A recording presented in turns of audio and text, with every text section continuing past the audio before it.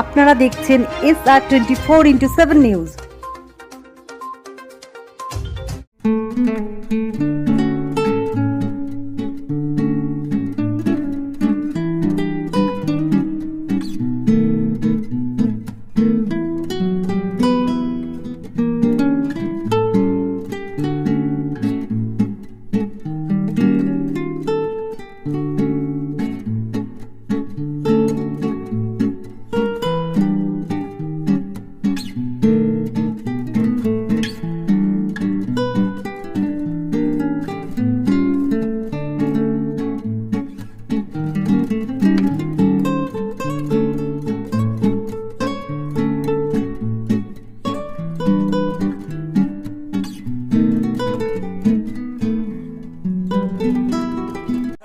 শান্তিকা এখানে জিতে গেছে। শান্তিকা প্রচন্ড পরিশ্রম করছে, সব বাড়িতে যাচ্ছে। পার্লামেন্টে গিয়ে আমাদের পার্টির তরফ থেকে হায়েস্ট প্রশ্ন করেছে, সব থেকে বেশিবার বক্তব্য রেখেছে। বাংলা কবিতার গতি প্রকৃতি থেকে বর্ষাকালে ধান চাষে কি বীজ দেওয়া উচিত, এই সমস্ত সম্পর্কে যিনি অনুজ্ঞল কথা বলতে পারেন, বাংলার বিশিষ্ট বুধমণ্ডলীর অন্যতম ৭৭ বছর বয়সেও যিনি গোটা দমদমের 7টা কেন্দ্র পানিহাটি, কামারহাটি, আমাদের বরানগর, দমদম, তাই তন্ময় শূন্য, সুজন চক্রবর্তীও শূন্য। শুধু তন্ময়ের সব চুলটা সাদা নয়, আর সুজন চক্রবর্তী কার্বাইড দিয়ে চুলগুলো সাদা করেছে। এছাড়া ওদের আর কোনো তফাৎ নেই। এদের সাংসদ শ্রী সৌগত রায়, ওনাকে লোকসভা কেন্দ্রে আপনারা জয়যুক্ত করুন এবং তার সাথে এই বরানগর বিধানসভা উপনির্বাচনে তৃণমূল কংগ্রেসের প্রার্থী আমি, মমতা বন্দ্যোপাধ্যায়ের প্রার্থী আমি, শোভন দেবদার প্রার্থী আমি, ব্রাত্যদার প্রার্থী আমি, সৌগতদার প্রার্থী আমি, সায়ন্তিকা ব্যানার্জি আপনাদের প্রার্থী আমি, সায়ন্তিকা ব্যানার্জি আমায় বিপুল ভোটে জয়যুক্ত করুন, আশীর্বাদ করুন এবং আমি কথা দিচ্ছি সর্বদা আপনাদের পাশে থাকবো। যতক্ষণ আমার নেত্রী আমায় বলছেন যে তুমি এবারে অন্য কোথাও গিয়ে কাজ করো, ততদিন আমি এখানেই থাকবো, আপনাদের কাছে থাকবো, আপনাদের পাশে থাকবো। আশীর্বাদ করবেন তো? আমি ভিক্ষা নয় চাইছি ঋণ, জোড়া ফুলে ভোট দিন। ভিক্ষা নয় চাইছি ঋণ, জোড়া ফুলে ভোট।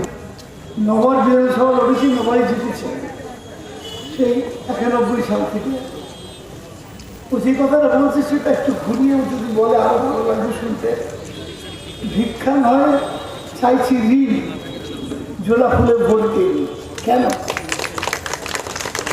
যদি ভোট ভিক্ষা দেন তাহলে ওর শোধ করার কোনো দায় থাকে না, ভিক্ষেও শোধ করে না, কিন্তু ঋণ দিলে শোধ করতে হবে। আমার নগরের জেতার একটাই মূল মন্ত্র এটাই যে ভিক্ষা নয় চাইছি ঋণ। আমি ঋণ নেব, কাজ করে আমি আপনাদের সুদ সমেত শোধ করবো। কৃতজ্ঞ আমার রোজ নতুন করে পথ চলা মনে হচ্ছে শিখছি, রোজ আবার করে শুরু করছি পথ চলা এবং রাজনৈতিকে পথ চলায় এই মানুষগুলোকে আমি পাশে পাচ্ছি। আর কি চাই প্রার্থী হিসেবে? আর কিছু চাই না। আমার মনে হয় যে এটা আমার আমার আমার ওপরে আরও ওই যে ভিক্ষা নয় চাইছি ঋণ, ঋণ বাড়ছে মানুষের কাছে। আমার মা বাবা একটাই কথা শিখিয়েছেন যে খারাপ সময় যদি কেউ এক গ্লাস জলও গড়িয়ে খাওয়ায় তার ঋণ সারা জীবন মনে রাখে। তাই আজ তো মাইকে সকলের সামনে বারবার বলছি যে ভিক্ষা নয় চাইছি ঋণ, জোড়া ফুলে ভোট দিই। আর প্রার্থী হিসেবে আর কিছু চাই না আমার মনে হয়, শুধু ভোটটা চাই। 1 জুন বরানগর মানুষের ভোটটা চাই, আর কিচ্ছু চাই না। ব্যাস, আর কিচ্ছু চাইবো না, কোনো দিন আর কিছু চাইবো না, শুধু 1 জুন ভোটটা দিন। অবশ্যই সবুজ, অবশ্যই জয় কি এখন শুধু সময়ের অপেক্ষা? অবশ্যই অবশ্যই, কিন্তু তা আমাদের ফোকাসটা আমাদের রাখতে হবে।